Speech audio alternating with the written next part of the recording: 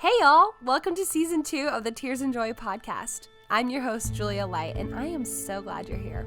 Last season on the show, I interviewed 15 leaders, dreamers, and trailblazers who are doing incredible things in the world while navigating life in their 20s with honesty and joy. This season is all about living deeply, getting vision, and shaping culture right where you are. So, we're talking to more people who are doing just that. Everyone you'll hear from on this season is in the next season of life, so out of their 20s, from founders to artists to CEOs, and we're asking the real questions about early career days and how they built a life and a career that they love, learning to dream big and be present even in the messy middles so we can all do the same. Let's jump in.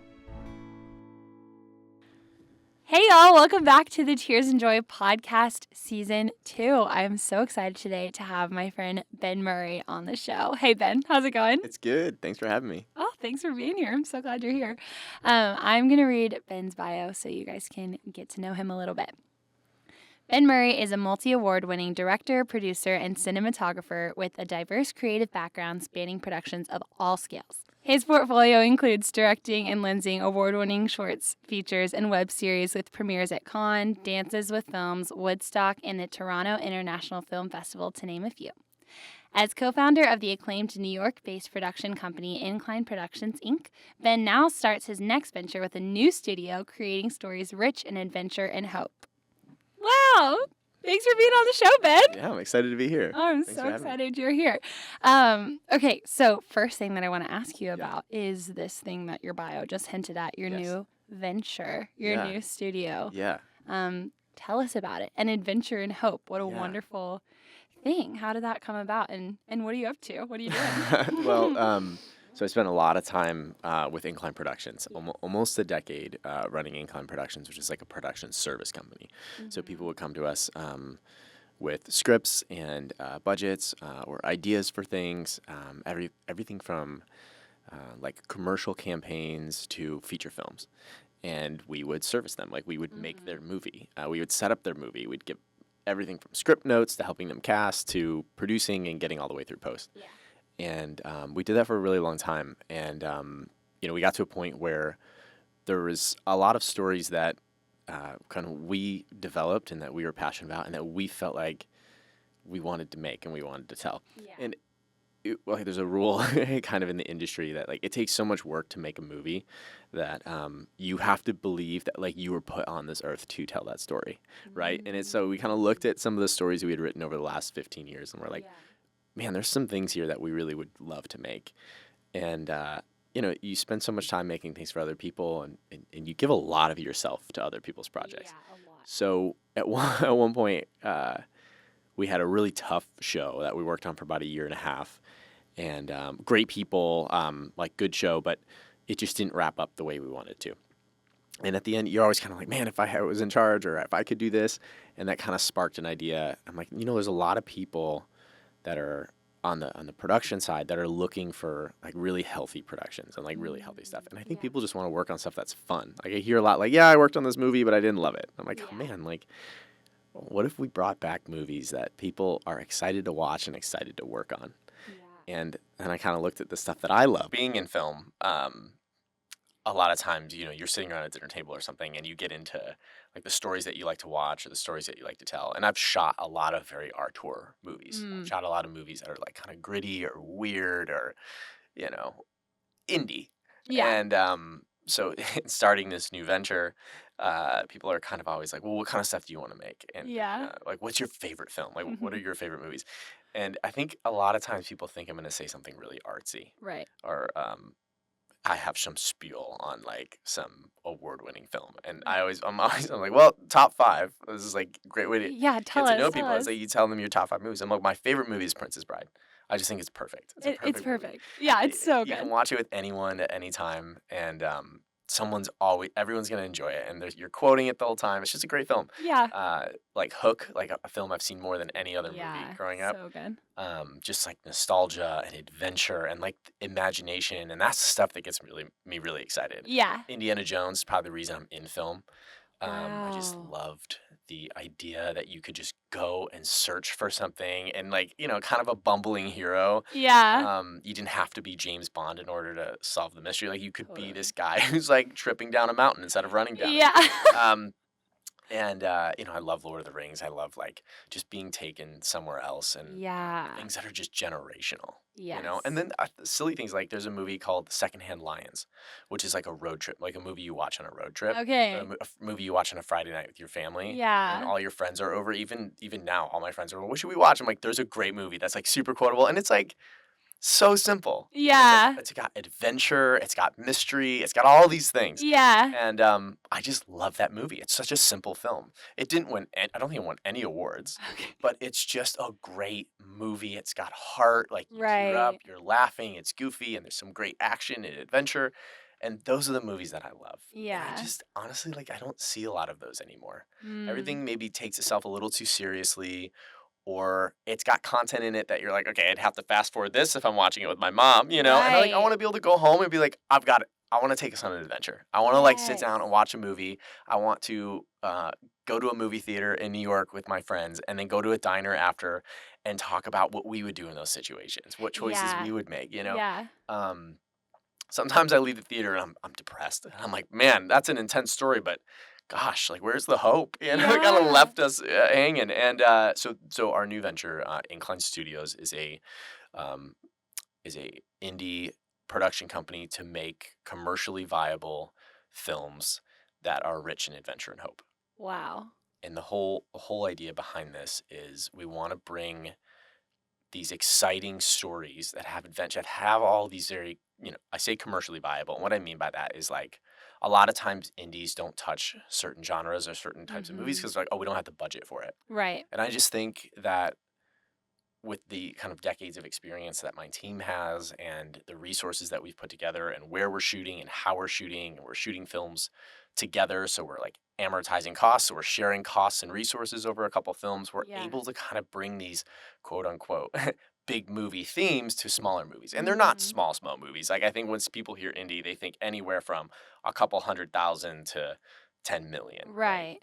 In our first batch of movies is in that they call it tier 1, which is like you're Okay. just tipping into the unions. Yeah. You're spending several $1,000,000, so you're able to kind of, if your script is good enough and it's an Yeah. exciting project, you're able to bring in some exciting actors to be in it. Right. And but then the actors will work for scale. And for people who don't know, scale is like what the lowest union rate that you have to pay. And then sometimes we'll try to do double scale. We'll push as much as we can to make people Right. comfortable and all of that. But we're just trying to have an approach where people remember that it's okay to have fun making movies again because it's an intense Yes. job and the Oh days are yeah. long and all that Yeah. stuff. So to extend our schedule longer than most indies are, so we adding an extra week onto what someone might schedule a Okay. movie. Yeah. Because if people have fun making a movie, people are going to have fun watching it. Yeah. And if we're going to use the same crew on the next movie, we want them to feel safe and respected and that they're not just being used. There's Right. a lot of artists burn out of this industry because they go in and they just like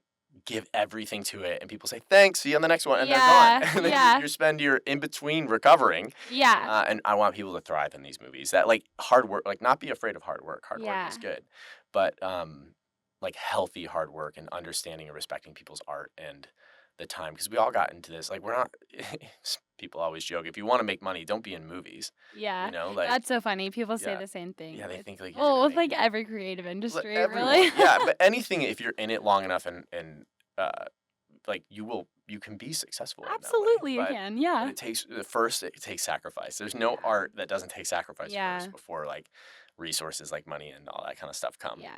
So yeah, healthy working environments and people just feeling valued for what they bring Yeah. to a project that is about bringing hope and adventure to it. So like we want Yeah. those things to align. We want people to whether you're a grip, a makeup artist, a driver, to be like, oh, I can't wait to shoot the scene today. This Yes. is one of my favorite scenes in the movie. Whereas some films, people read it and they're like, this is weird, and they don't even read the script. They're like working on a movie and they're like, I don't even know really what it's about. So you're looking at like a team environment Yeah, that's totally. like an incredible place to work. And I love how the vision is it's both for the audiences and like the people that are going to watch Yeah. it and for the people that are working on it. Like Yeah. everything you're doing is Well, about. there's no movie if you don't have the people working on it. Yeah. So So true.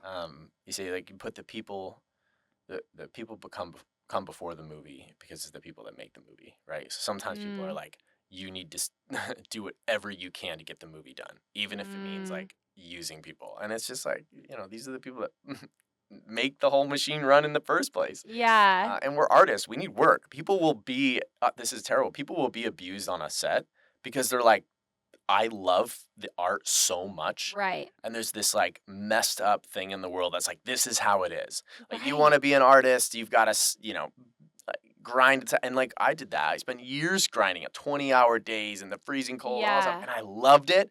But it does burn you out then if people turn around and don't value that time. When people Right. celebrate you for that work and you're rewarded, not even by money, but just like you get the next job because of your hard work. And I see a lot of times people are so focused on getting their thing made that they miss the work and the dedication that these crews put in. There's so many people Yeah. involved. And like, Yeah. it doesn't matter what position you are, you got into film because you're an artist in one way or Right. another. And sometimes we forget that. Totally. Would So- you say that the type of business that you're building, like, do you have model like studios or filmmakers or companies that you've seen like do this really well? Obviously, you're doing this because there are people that haven't done this well in like studio Yeah. environments. Yeah. But I don't know. It sounds like you're kind of branching out on this like new type of venture. But do you have like people that, I don't know, mentor figures or Yeah. people you're modeling I after? think there are some indie studios that do like target certain market gaps really well and like help filmmakers. Like I think A24 did a really good job of like celebrating and equipping artists to make really weird, crazy stuff. Yeah. Um, and obviously like they've grown tremendously and they've had a lot of awards and all that. But their movies aren't for everyone, right? Like I don't know if my family's gonna love an A24 movie, Right. and I'm not gonna share it with It's like a different my little niece. audience. It's just Yeah. a different audience, more niche audience. So and like I look at Amblin, Steven Spielberg's production company. Like obviously it's grown into something so much bigger, but like that was their thing too. Is like everybody could watch their movies. Like their movies were generational. Like you could go back and watch it over and over, and they're so quotable and meaningful. Like he would go from making a animated kids movie to a World War II film. Yeah. You know what I mean? It's an amazing spectrum of things. So, and he always had like very core values involved in it. And I can't say too much to what it's like working on those films. I don't know a ton, but people who have worked with them is like, yeah, they're amazing sets. Yeah. But that's on like the studio level. Right. So a lot of indies is like you're strapped a little bit with gear and money and all that stuff. So sometimes you might have like the craziest, coolest camera and crane in the world and people are eating pizza. And you forget that the person operating that crane is being fueled with bad fuel. You know what I mean? It's like you can't have a Ferrari and put bad gas in it. Yeah. Like feed people a hot meal and they are going to do amazing work, even if they don't have all the fancy gear and all that kind of stuff. So obviously it's great to get that stuff. But it's priority. It's like prioritizing people first. Because there's an energy that comes through the screen. Like I said, you always focus on that little 16:9 or widescreen box. Like that's the movie, and like everyone's energy and performance and setting that set dressing just right. Everyone's little piece, the hot meal that morning, getting to set on time, contributes to what you're feeling in the camera at the end of the day. And I think we just forget that sometimes because we become part of the machine. And we just make stuff. And let's remember, like, this is part of our lives we're sacrificing making this stuff. So much of it. Yeah. And so anyway, it's celebrating all of that, and that when I want people to sit in the movie theater, be proud to bring their family to be like, I made this. Like whether you're popping popcorn or you're filling up a truck with gas, or you're the guy lighting, or you're the lead actor. Like I want you to be proud that you're a part of these kinds of movies. Wow. Yeah. That's amazing. Wow. Okay, so you're creating these amazing set environments where people feel loved and they feel seen and they like there's a good environment to create this story of adventure and hope. But tell us more about those specific words, adventure and hope, because you mentioned this to me. We were at a dinner party at our friend's house, and I was like, "Will you be on the podcast?" Literally, because I just love this vision. Like I guess more the audience impact of like people who have had nothing to do with these films but are going to watch them with their families for generations to come. Like where did those specific words come from, and what like gaps did you see in this industry that you want to change? Yeah, so in the indie world, like movies under $10 million, 75% of those movies are rated R. Whoa. because in indie films, it's easier to do to make your money back on horror films or Oh. things that are like explicit sex or violence or anything like that. It's Yeah. easier to kind of because your budget isn't like cool spaceships flying through the air. Yeah. It's like it's other things. So the indie world sort of falls into these gaps of more graphic films. And the Mm. other reason for that is, too, when you're spending more money, you want your audience to be bigger. So these big studios, if they're going to do something that's like really gritty, they're going to have a smaller audience because maybe under 17 isn't going to watch it. Maybe Right. older or more conservative aren't going to watch it. So there's this major gap in the market in the indie space for like commercially viable films that have genres like one of our films is a buddy rom-com Yeah. that like kind of turns into this like action adventure, and then we have another one that's a heist film in a world where vampires are real but they're like second-class citizens, so that's like this whole Wow. like political classism thing, but it's a comedy, so there's like Yeah. all these elements with like they're very genre films and they're Mm-hmm. high concept, but then we are adding a layer to it that has heart or hope or adventure. Like so, the heist film, it's about telling the truth and like the dangers of what happens when you don't tell the truth and Oh, you aren't truthful. So wow. like that's the core of the movie. But then it's framed in this really fun adventure. Yeah. You're not preaching any of that. And then the other one is like how important it is to actually say yes and choose to go on an adventure in the first place, to chase after the thing that you Wow. think you want. And you might be completely wrong about Yeah. that thing that you want, but you have to go after it. You have to do it. You have to make that choice.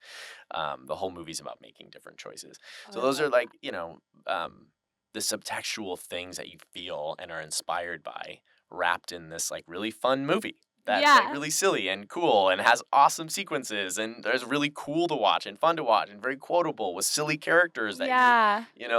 one of the writers is like, if someone dresses up as any one of these characters for Halloween, we've won. You know what I That mean? would be incredible. Like that Yeah. would be incredible. Or if somebody's quoting your line or singing your song, it's Yes. always something that you're like, there's something magical about this. Not just because it was catchy, but because you're like, I want to be like these characters. Yes. Because one, these guys are having fun making this thing. Yeah. So, and I consider all of that like inspiring hope. Like Yes. when I leave a movie, I'm like, man, I want to go on an adventure. Like if Yeah. people could leave my movies with that one feeling over anything else, I feel like I've succeeded. Going on an adventure. Just I want to go on an adventure I because then love the that. adventure is when we learn everything. Yes. Like why are we preaching to people when they're sitting in a theater? Like right. no, they need to go experience life on their own. They need to have their Yeah. own movies or their own adventures that they would want to Yeah. turn into a movie. Movie-worthy adventure. Yeah, exactly. Yes. Go on your movie-worthy adventure. And that's so perfect because I feel like in our world today and even what we're seeing with like younger generations, I always talk about this on the podcast, but like Gen Z is called the anxious generation. Like people are scared to move. They're scared to like, well, how do I know? Should I do this or that? Or like there's not everyone, obviously. People are still bold and brave in our world, but there is some more like fear, like stay inside, stay home, do the safe thing in some ways that people might experience. So that's always just such an important message for people to hear. Yeah. I love that. Yeah. Okay, so you mentioned a little bit about your 2 movies that you're working on. Tell us what you're most excited about the projects that you're working on right now to jumpstart this venture. So we have 2 movies that are going into production early next year, and then a show that we'll be shooting here in New York City next summer. And then in the meantime, we're in development. That is something I didn't mention earlier, but like we call ourselves like a development studio. Okay. So like we really have a huge emphasis on that part of it because I think people skip over that sometimes. They're like, this script works, let's shoot it. Yeah. So and so's excited about it, boom, let's do it. And we really have a lot of emphasis that we make sure that we're checking all the boxes of like proper development because I actually think that that's the core thing of why films are failing right now or aren't meaningful or aren't like a lot of films you watch it once and you're like, I don't need to see that again. Yeah. What happened? And I think it's because they're rushed. I think they're not well thought out. Okay. They don't know who their audience is. They don't know what the North Star is. Like, why am I making this movie? The North Star, that's good. And they sort of like pack all these other maybe messages and stuff in after or like to get good structure on a movie. They're like, well, it has to hit these points. Right. Instead of the reason you're making it is you have this North Star of like, I want to make a movie for this reason. And I feel like I have to do that. Yeah. And I think a lot of that gets lost. Or someone wants to, in order to make your movie, they want to change all these things. So we want to have the ability to make sure that North Star stays true. Well, I love that too because you think about how much great movies, like the ones that we grew up with or whatever, like The Princess Bride, or I even think of it, like I love this movie as an adult, like You've Got Mail. Like these movies, we quote them, like When Harry Met Sally too. Like my parents, like I grew up, Princess Bride, Harry Met Sally, like my parents just, like it's part of our language. Like there's just all these quotes. But it also just informs your world. Like you listen to, like when I was a kid, it's the CD soundtrack, or now as an adult, like listen on my AirPods. Like it's like movies inform our world, not just like this thing we watch one time. So I think it's really cool how you're wanting to make them, because you want something good to inform someone's world and something that makes you want to go on an adventure and be encouraged and be brave. Do you remember when you were younger, did you ever hear people like, oh, like film and TV, like it's going to influence your kids? And as a kid, you want to watch that thing you maybe weren't allowed to watch. You're like, it's not going to influence me. It's just a movie. And then I look back, I'm like, oh no, they were right. Yes. No, it's so true. The movies and stories influence me so much. Yes. And there's a place for all kinds of stories, but like being like a moody teenager and then watching some show that like makes you sadder. Like, and you know, again, there's a place for that. But yeah, it's just really, I feel like the film industry impacts so much of the world. Yes. Like truly, because it's the stories that our whole culture is hearing. So what makes something have proper development? Like to be those stories that we talk about, that we love, that we grew up with. Like what is the difference and what are you guys focusing on to make sure things are developed properly? Can you give you like the 5 steps? We've like broken it down to like try to make it really simple. Yes. Actually, yeah. Any aspiring filmmakers will learn so much. The first thing is your North Star. This is where everyone points to when you're arguing about it, when you're in conflict, when you don't know how to get to the next part of the story, when you don't know who to cast, anything like that. You look at the North Star and like, what are we trying to say with all of this? Wow. That's where all your decisions come from. So it's the message, or like how would you define North Star? So a North Star is your big why. Why am I making this movie? Well, I want to inspire people. Okay, how do you want to inspire someone? Well, I really love this story of this guy going and chasing after this thing. Okay, great. What are some of the messages he learns along the way? And you've got all those other things. But the North Star is, well, what do you want? Like, I want to inspire someone to go on an adventure on their own, even if it's unsafe. Okay, that's your North Star. Love that's like where everything comes from. So whenever you're stuck, you say, hey, is this decision helping us get to that thing? Yeah.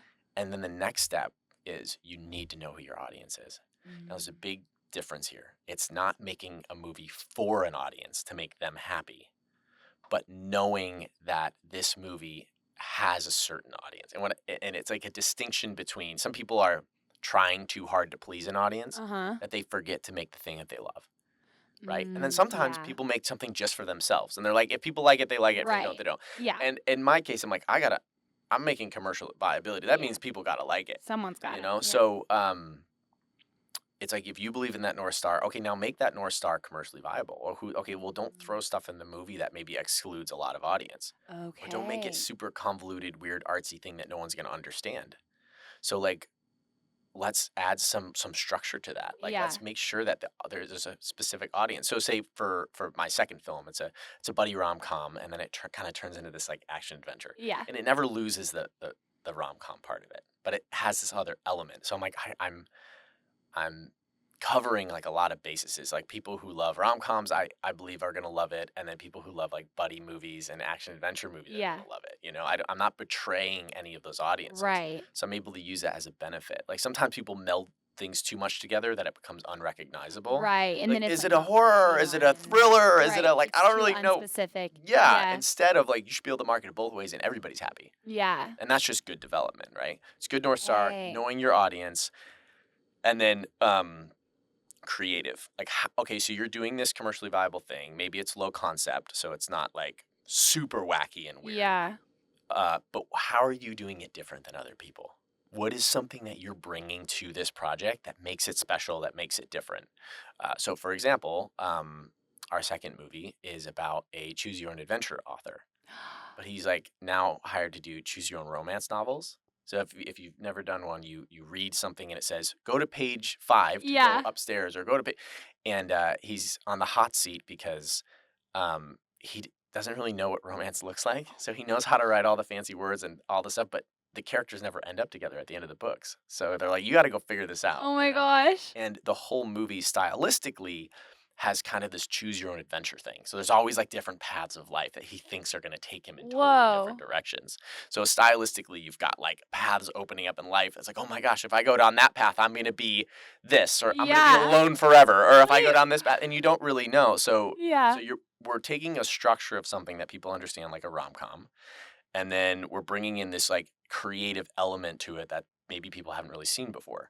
And then when you're pitching it, you can reference like, oh, have you ever seen The Secret Life of Walter Mitty? Yeah. Like imagine these sorts. So it has those types of elements mixed with, so people can frame it in their head, even if they're not a creative, to help understand. That's how you get everybody on board. Brilliant. Your job as like the writer, the director, or the creative is like, I need all my departments to understand my vision. I need everybody to understand my vision, so that when you're at the end of it, everyone's like, oh yeah, this is what we talked about at the beginning. And that starts with a good North Star, knowing your audience, really good creative, and then structure. Like, how do I make this viable? Like, I have this wild idea, and people are like, hey, we've got $5 million.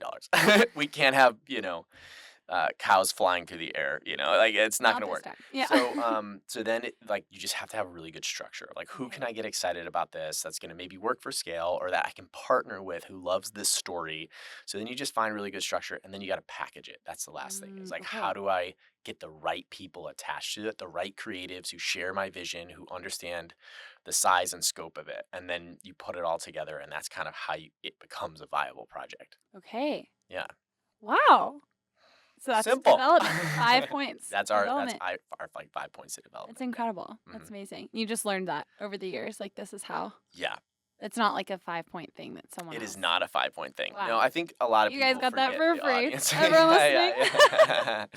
So Thanks, we spent the last 12 months building like a vision, a deck. Amazing. For like what our process is and why we do it this way, and the viability of doing it this way, and that was actually built to raise money for the company in the first place. Yeah, and we're pitching to a lot of non-film people. Yeah, so we had to it was great because you're talking to people who know nothing about the industry. But they know business, probably. But they know business. You're challenging yourselves, like, okay, how do I take my artistry and make it entrepreneurial? Yeah. And it's good to go through those steps. So good.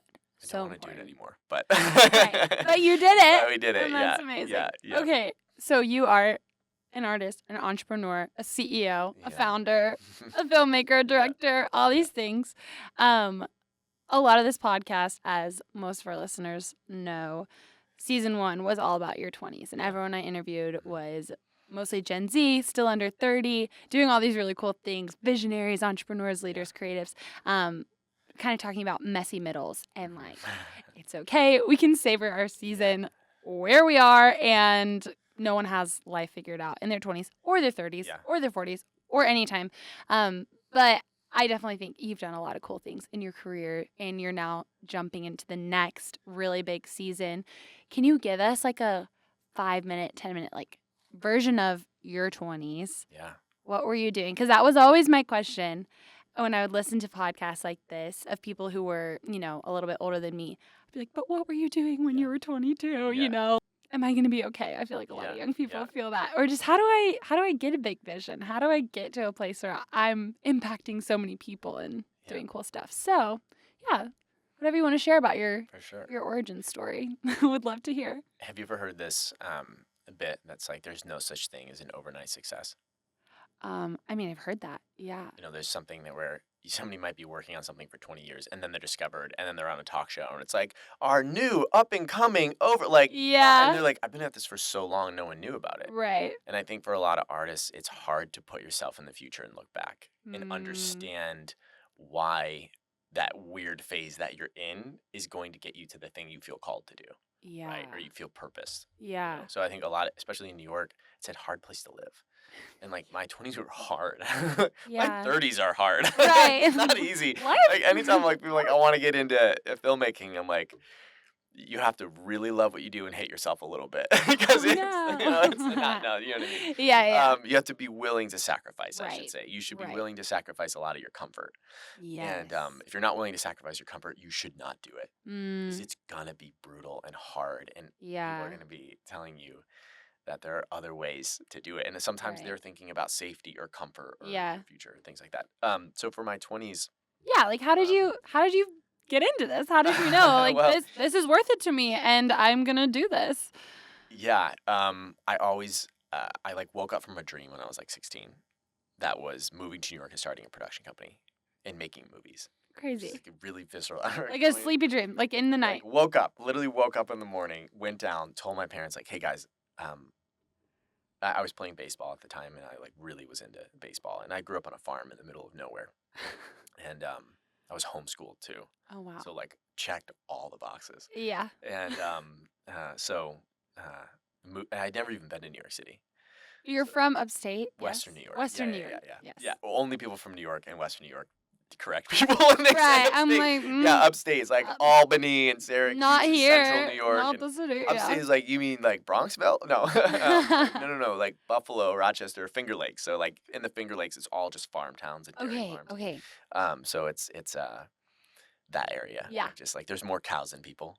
Wow. And like our town had I think it was like it didn't even hit 1,000 people. It was like 850 people when we moved in. That's crazy. So and how many cows? Well, there was a lot of dairy. Each farm had like 150 to 200 cows. So Oh, there's probably a couple thousand cows in this that's town. crazy. Yeah. I joked that my last real job was milking cows. Oh. The last time I got a W-2 was milking cows.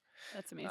And then you move to New York and you become an entrepreneur and you're like working freelance and then you start a company and then you're hiring people and all that stuff. There's no more cows. So like, this is filmmaking is this really a real job? I don't Yes, know. it is. I guess I've survived doing it for long enough. So, okay, so you're on the farm. You wake up. Yes. You're 16. So that was the vision, and there was not a lot of pushback, but maybe explore some other things first. So I took a gap year, which I highly recommend. I think gap years are super important. You're not the first podcast guest that has recommended a gap Good. year. Well, actually, we're on to something. I hear that it's a great idea. We're on to something. I mean, I won't get into like. Obviously, I have different feelings about art schools and things like that. I think sometimes they want to suck you in and keep you there, but really what they should do is equip you, and when you feel ready, just go. And that kind of happened to me. I learned a lot of other lessons. I did search and rescue for a year in Texas. I went through basic training and did a whole thing. It was like nothing close to film. Right. And every aspect of it, you're like dirty and you're like crawling through the mud or something like that, and all you're thinking is like, this would make a great scene in a movie. And I was like, all right, I should probably go make movies. That's a good indicator. So I moved to New York and went to a film school, started going to a film program here. Okay. And I got a couple months in and I got lucky and like got asked to be a production assistant on a really tiny movie. It's called A New York Love Story. Oh. And my first day on set, I met, they hand you your radio, they're like, all right, go introduce yourself to the director and the producer. And they were in an argument. And I went up and I like, not knowing, interrupted them to like introduce myself. Yeah. And they were like, who is this kid? And I heard them arguing, and they were talking about they had lost a location. It was like a bar. And being naive, I just like interjected and was like, oh, like the school I go to like uses the same bar for all of their little student project shoots. Like they have insurance for it. I could just call and see if we can go in there. And they're like, yeah, we all sent all of our extras home. And I'm like, oh, let me just call the school and we'll just get all the students to come. And they're like, oh, we don't want young people. Like, no, it's like the school has a lot of like foreign students who are like a lot older that are doing film as like a second career. So we had all kinds of actors and people that were all different shapes and sizes and ages. So for a New York City bar, it was perfect. And then the producer was like, hey, I'm firing my second AD. Do you want to be the second AD? And I said, yes, I would. I went home and Googled what that was. Right. I had no idea. Yes, And then, I think like, if you are given an opportunity like that, just jump in and mess up well. You're going to make mistakes. But when you mess up, own up to it. Try to fix it yourself. Offer to fix it yourself. And just like keep going. Because I messed up so much in those because I didn't know. And I just like would try to fix it. And but if you mess up well, then people are going to be like, all right, then he's going to fix it too. Yeah. How do you mess up well? How do you mess up well? What did you learn? So if I'm parking a 15-passenger van and I back into another car, may or may not be a true story.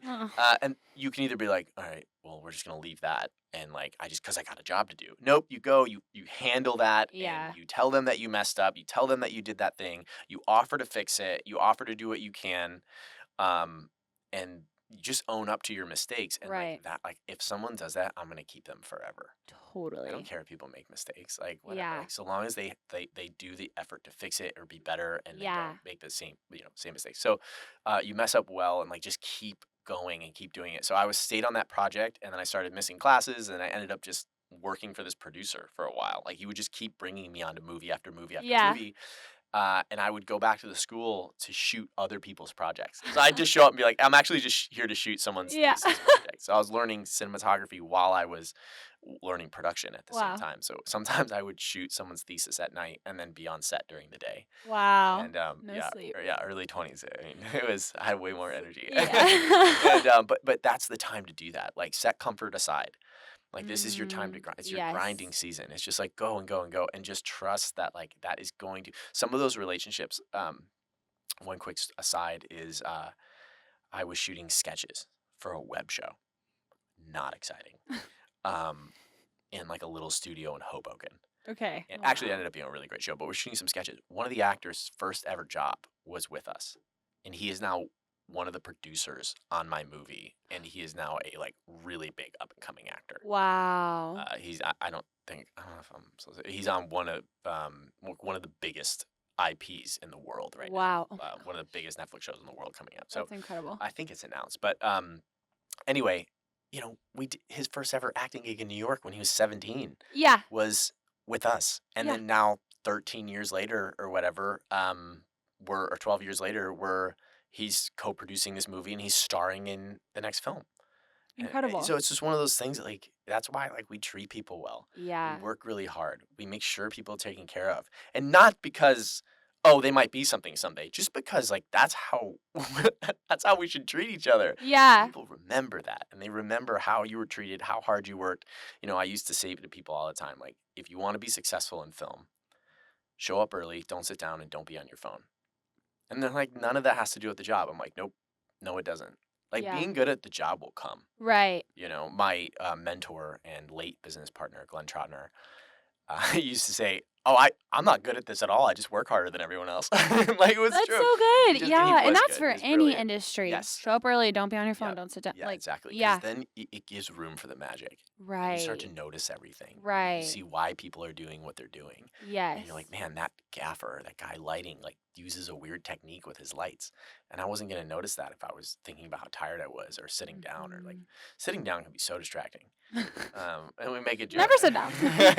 My joke is always like, yeah, keep moving. Like always be asking people to help, or watching someone work, and just involve Right. yourself. But And you probably, like, I'm guessing you would just ask people a lot of questions too, right? Like, no, I wasn't a big asker. I just Oh, would watch. really? Yeah, You I just would watch. watched. Yeah, Okay. I was very observant, but I Okay. didn't. I was not super taught. I was like very serious and quiet, and I just like would do the work. okay. Yeah, and watch people, and then I would turn around and go be on set as a cinematographer and try all the stuff that I had just seen on set happen. Yeah. I'm like, he used this technique, and you're like, oh, that's what that does. Yeah. Wait, that's so cool. Yeah. So yeah.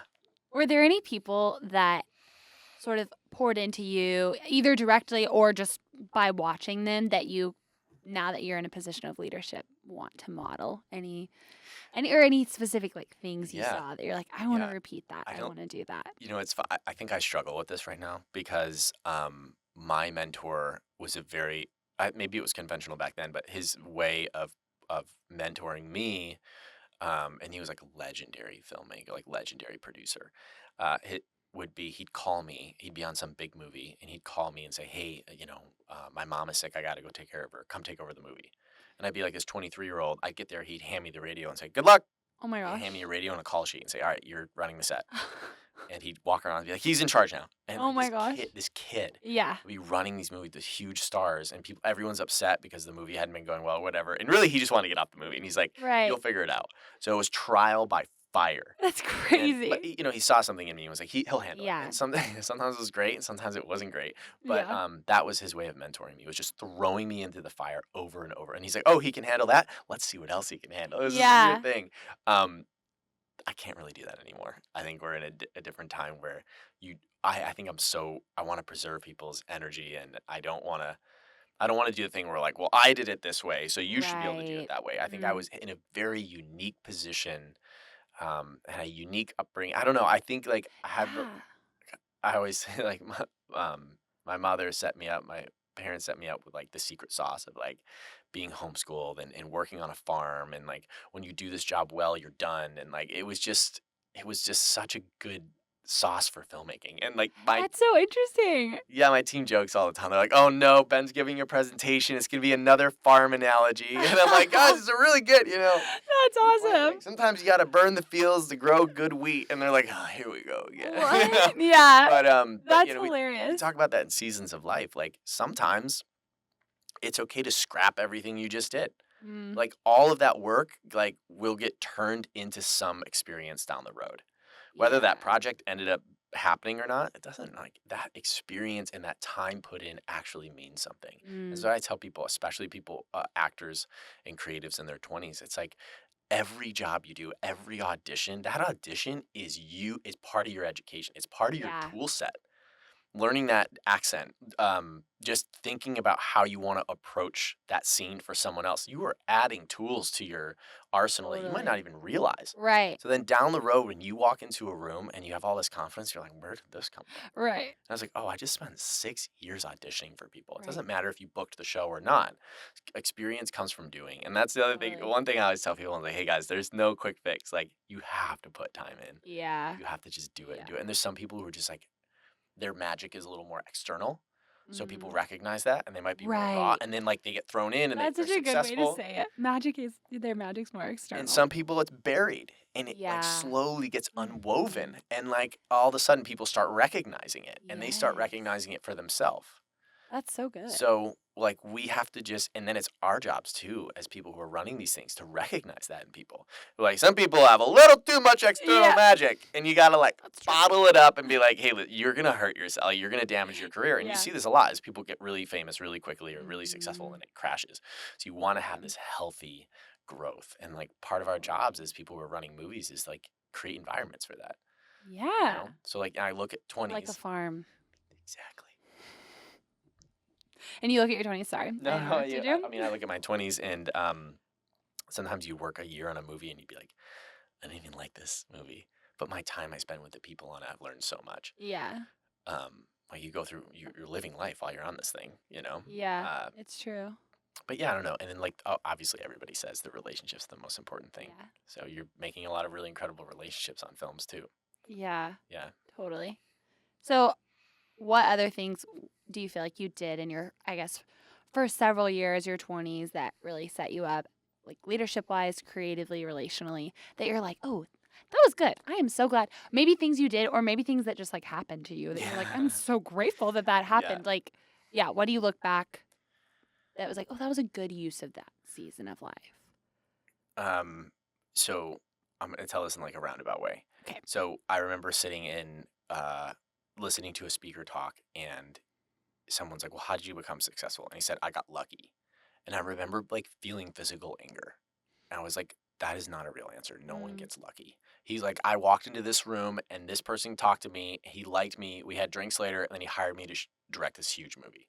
And I'm like, or you worked so hard to build the confidence in yourself, having made mistake after mistake or success after success on little films and film festivals and all this stuff. He had a 10-year career before that. Yeah. And all these little things to be the right person in the right mindset when he quote unquote, randomly met that guy, that person sees in him this experience. You don't have to, this is always what I say is you don't have to prove stuff to people. You don't have to name drop. You don't have to just have that confidence in yourself of like, I've put in the work and I am putting in the work. I don't need to be everything you want me to be. Yeah. I am on that track and people recognize that. Yeah. So for me, I mean, I had a little bit of this like pride thing of like, I'm doing this different. Like I didn't go to school. I don't have a degree, and which is not always a good thing. But I always had like, I'll figure it out. It was just like, it's gotten me in trouble for sure. But for the most part, I'm like, I'm going to figure it out. Even if I didn't have the answers. And it's not a fake it till you make it thing. Because I think that's totally different. It's I know somewhere in my bones is a solution. I don't have it right now, but I know we're going to get there. And then you just go and you surround yourself with all these other creative people and you push people to a solution. Like you will figure it out. Or you'll come up with something even better than you had before. So like you just have to do it. And you have to say yes to everything and you have to throw yourself at problems even if you don't have the solution right away.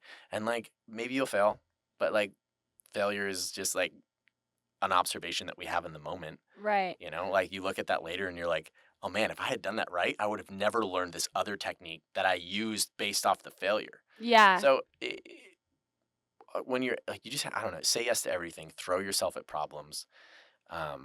If you're gifted in this and you're passionate about it, like cool solutions will come. Yeah. They just will. That's awesome. Yeah. So that's like how you spent your 20s. Spent my 20s making a lot, like working on a lot of crazy movies and just saying yes to all of them. Yeah. And like, I just said yes to everything. I worked 10 years nonstop. Wow. Like, nonstop. And I didn't stop until the pandemic hit. I just said yes to everything. And then I started a production company to help everything I said yes to, people to be treated well, fed well, and have somewhere to go to the bathroom. Like, that's why I started my first production company. I was like, I just want like the logistics to be worked out. And then you do that, and then you grow and grow and grow. But then, I had years where they were dead silent and nothing was going on. And you're like, am I supposed to be here anymore? Did I have my run? Yeah. And then you always think like, well, maybe this big thing coming up is going to be the savior of this. And then you realize like, oh no, it's not. It's like 10 other little things that ended up being the thing that got you through. Yeah. Instead of some one solution, like you're waiting for that breakthrough. And it's like, yeah, you've been breaking through just one little chip at a time. Right. Yes. Chipping away. And it's just so everybody thinks that like the door's gonna bust open, but it's like, Yeah. like you gotta work at it. And I don't know, yeah, you just like if you're in New York, you're probably here for a reason. Right. So just like or wherever you are. or wherever you are, yes. Yeah. Anywhere you feel called to. Right. And tell me about that feeling called. I know you and I share like similar faith background. Like, what role has your faith or like the supernatural played? In your life? Because I know it has. So yeah, what would you share? Yeah, I mean, I've always had like extremely visceral dreams. Like I always feel like this is something that maybe is unrelatable to some people, but in the way I feel like God talks to me is through dreams. Wow. And like they're usually like I'll shoot a whole scene of a movie like the night before in my dream. It's like wild. It's like so visceral, and I'm super aware. So do you like act on it? Then you're like, oh yeah. well, I get there and I'm like, oh, I've like gone through this process already. Wow. It's crazy, and obviously it's always different when you get to set. Right. You've like thought through it all. But for making decisions, like usually when you need a decision most, it doesn't just like come to you in a dream. Yeah. Like you have to surrender something first. So I've gotten to those points in my 20s where I'm like, I know I need to learn a lesson because there's always breakthrough after you learn the lesson. I'm like, what is it? Tell me now. Yeah, I need to figure it out. And you're like analyzing your life. And then of course, it's like when you stop doing that, then you're like, oh, that's the breakthrough I needed. When you're working in a field that requires a lot of sacrifice, I think feeling purpose-driven is it's a huge part of that. Because you're like, why am I sacrificing? Like, it's uncomfortable. It's hard.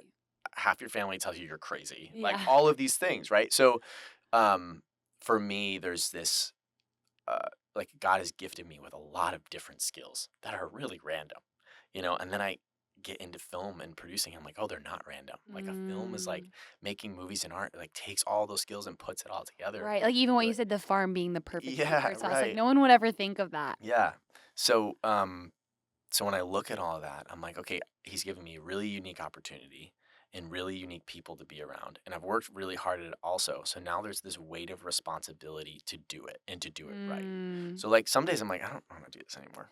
Yeah. Like I don't wake up every day like, I have so much passion in making movies. Some days I do. I walk in and I'm like, we get to do this. Yeah. And there's other days I'm like, oh, what is happening? Like, what is this? This is insane. Yeah. But there's like this purpose behind it, this weight that I carry of like, I'm called to do this.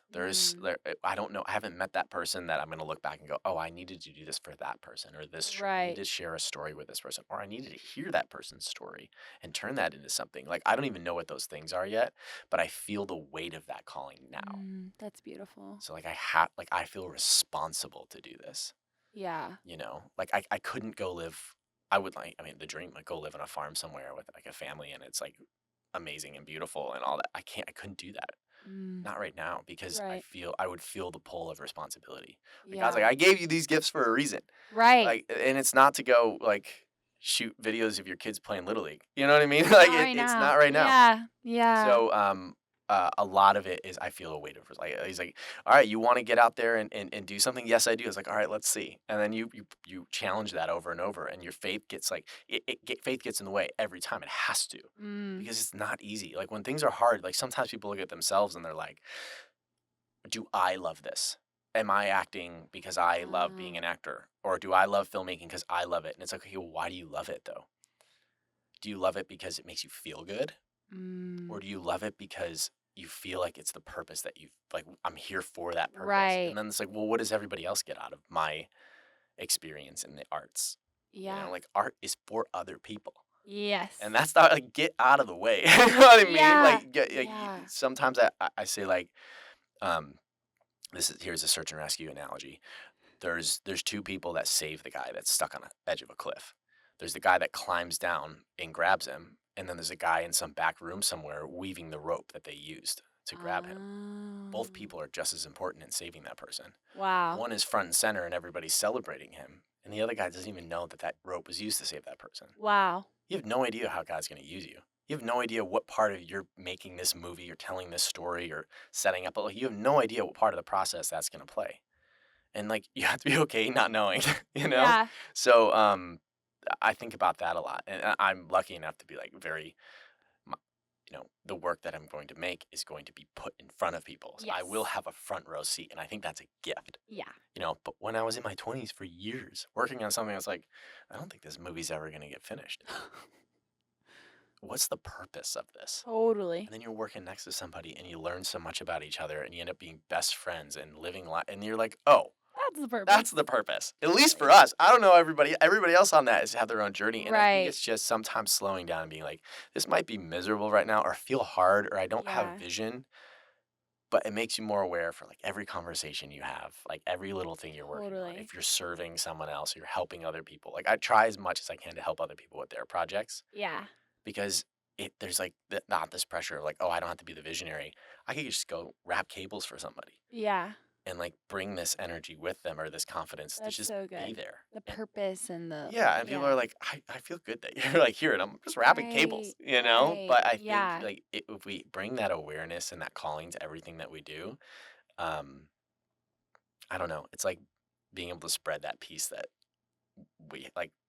If you're given an ability, like I think you can spread peace with it by just showing up for people. Totally. It's kind of a roundabout answer. I love that. Spreading peace. Yeah. That's really good. It's like if you live in New York, it's a very unpeaceful place. Right. I would say the planet at large. Yeah, wherever you are. Probably very unpeaceful. Yeah.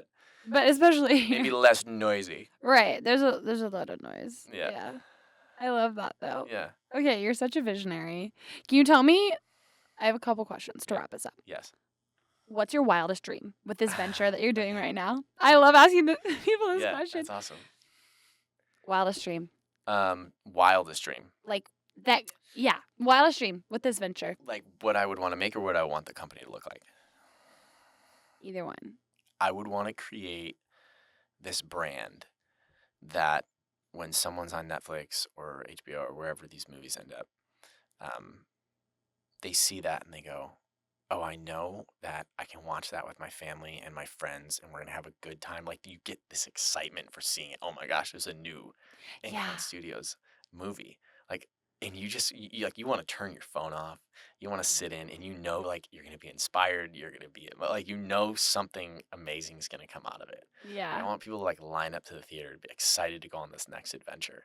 Like I want people to look at it and know that like that's a safe space to go for an adventure. Like that's what I want. I love and then I want like the ability and freedom to do that with amazing people and to be able to raise up like the next generation of storytellers so that they're equipped and feel safe to have these ideas and then bring structure to it. Yes. So I just like those are some of the pillars right now that I'm pouring the foundations for. Yes.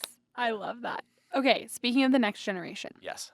Thinking of someone who might be listening who like might have a vision or an idea or might be like, I don't know what I want to do with my life. I want to do something great. I want to help people. I want to create something like maybe they're in film or literally something completely different.